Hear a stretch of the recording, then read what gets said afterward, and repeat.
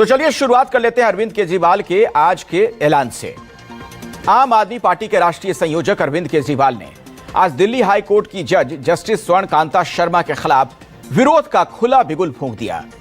अरविंद केजरीवाल ने पहले एक चिट्ठी लिखकर और फिर अपना एक वीडियो जारी कर जस्टिस स्वर्ण कांता शर्मा के फैसले से असहमति जताते हुए उनके समक्ष पेश होने से साफ इनकार कर दिया। केजरीवाल ने कहा कि हाईकोर्ट की जस्टिस स्वर्ण कांता शर्मा से न्याय मिलने की उम्मीद नहीं है।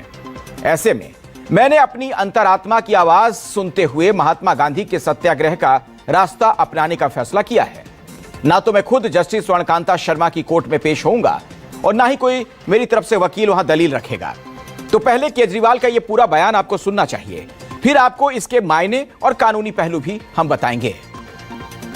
पूरी निष्ठा और विनम्रता के साथ जस्टिस स्वर्ण कांता जी के सामने अपनी बात रखी।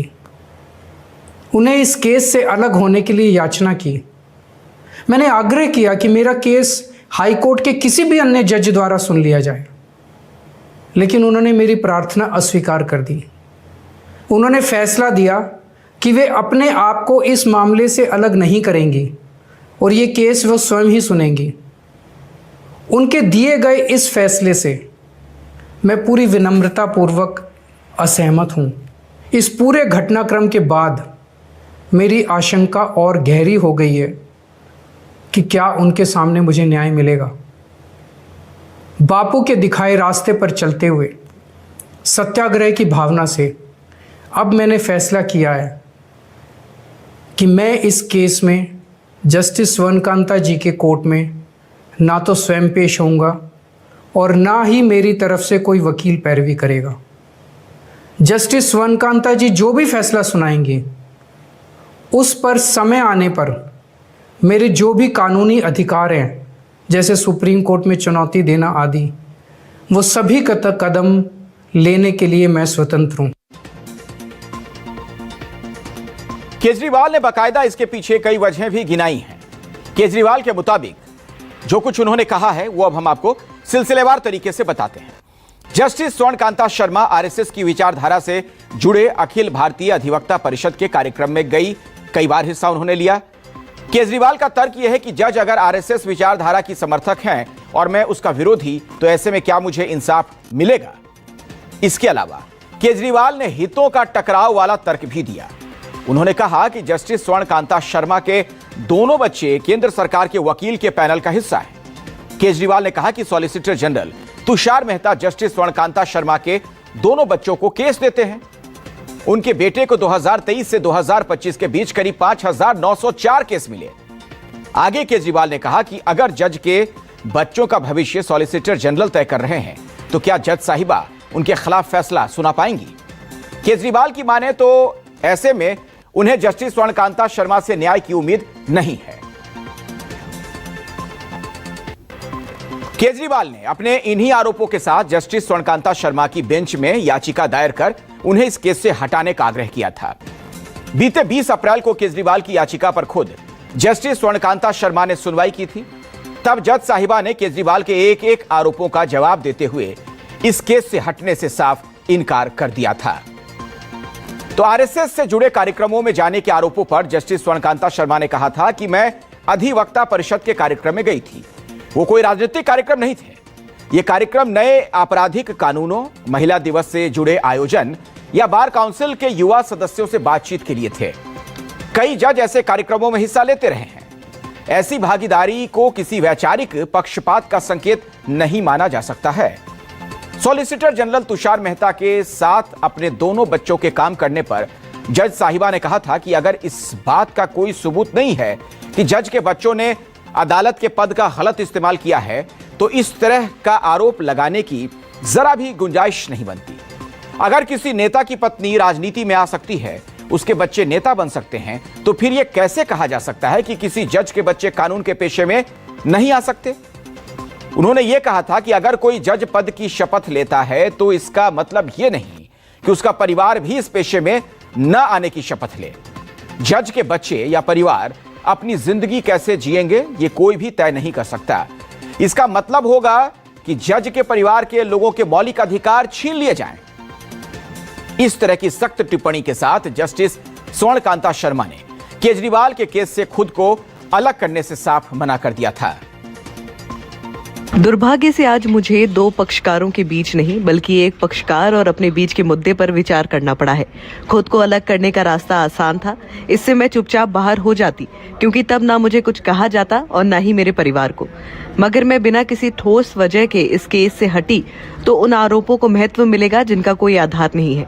याचिकाओं में जो बातें कही गई हैं वे सिर्फ अंदाजों और शक पर आधारित हैं। मैं इस मामले से खुद को अलग नहीं करूंगी, मैं सुनवाई करूंगी। मैं हट गई तो संदेश जाएगा कि दबाव डालकर किसी भी केस से जज हटा सकते हैं। दरअसल ये पूरा जो मामला है दिल्ली शराब नीति घोटाले से जुड़ा है। इसी साल के 27 फरवरी को ट्रायल कोर्ट ने इस मामले में केजरीवाल और सिसोदिया समेत सभी 23 आरोपियों को राहत देते हुए केस से बरी कर दिया था। ट्रायल कोर्ट ने इस मामले में सीबीआई की जांच की कड़ी आलोचना भी की थी। सीबीआई ने ट्रायल कोर्ट के इस फैसले के खिलाफ हाईकोर्ट में अपील की। मामला जस्टिस स्वर्णकांता शर्मा की बेंच के पास गया। उन्होंने सुनवाई शुरू की। 9 मार्च को सुनवाई में जस्टिस स्वर्णकांता शर्मा ने कहा था कि प्राइमा फेसाई यानी पहली नजर में ट्रायल कोर्ट की टिप्पणियां गलत लगती हैं और उन पर विचार जरूरी है। साथ ही जस्टिस शर्मा की कोर्ट ने ट्रायल कोर्ट की ओर से सीबीआई के जांच अधिकारी के खिलाफ विभागीय कार्रवाई शुरू करने की सिफारिश पर भी रोक लगा दी थी। इसके बाद अरविंद केजरीवाल ने जस्टिस स्वर्णकांता के खिलाफ मोर्चा खोल दिया। अब केजरीवाल उनके समक्ष पेश होने से भी इनकार कर रहे हैं। अरविंद केजरीवाल के इस फैसले पर सियासत से लेकर कानूनी गलियारे तक से प्रतिक्रियाएं आई हैं। इस पर संविधान क्या कहता है, क्या कानूनी दांवपेच है, वो बताएं। उससे पहले आपको सियासी प्रतिक्रियाएं सुनवा देते हैं। केजरीवाल के फैसले पर बीजेपी और कांग्रेस ने तीखी आलोचना की है। सुनिए आप। और ये बड़ी दुखद बात है एक राजनेता के लिए जो मुख्यमंत्री रह चुका है दिल्ली का, उसको कानून का इतना ज्ञान नहीं है। उस आदमी को मैं कहूं कि इतनी तमीज नहीं है कि उसने जो जो शब्द इस्तेमाल किए हैं जुडिशियरी के लिए और पर्टिकुलरली एक जज के लिए, ये कंटेम्पचुअस है, अदालत की, कोर्ट की मानहानि है। किसी भी केस में किसी आरोपी को ये अधिकार नहीं है कि उसका जज कौन होगा, उसका फैसला कौन देगा। इसका फैसला आरोपी करे। इसका फैसला तो न्याय व्यवस्था की चीजें ही करेंगी, लेकिन न्याय व्यवस्था के अधिकारियों को, जजेस को भी अपने सार्वजनिक जीवन में शुचिता का ध्यान रखना चाहिए, ताकि उनके ऊपर कोई पक्षपात के आरोप न लगे। हालांकि केजरीवाल के फैसले का कभी उनके साथी रहे और सुप्रीम कोर्ट के वरिष्ठ वकील प्रशांत भूषण ने समर्थन किया है। उन्होंने अपने एक्स पोस्ट पर क्या कुछ लिखा है, जरा वो भी जान लीजिए। जस्टिस स्वर्णकांता शर्मा के समक्ष सीबीआई द्वारा उनकी रिहाई को चुनौती देने वाली अपील में अरविंद केजरीवाल का पेश न होने का निर्णय सही और न्यायसंगत है। निसंदेह इस मामले के तथ्यों को देखते हुए उन्हें पक्षपात का उचित संदेह है। मेरा मानना है कि केजरीवाल का संदेह जायज है। तो अब सवाल उठता है कि केजरीवाल ने जो फैसला किया है वो जस्टिस स्वर्णकांता शर्मा के समक्ष पेश नहीं होंगे तो इससे कोर्ट में क्या होगा। यानी ऐसी स्थिति में जब एक पक्ष कोर्ट में होगा ही नहीं तो फिर कोर्ट में क्या होगा, और ऐसे मामलों में संविधान क्या कहता है। तो इसका जवाब जानने के लिए हमने कुछ रिटायर्ड जज और संविधान विशेषज्ञों से बातचीत की है। आपको वो भी सुनवा देते हैं।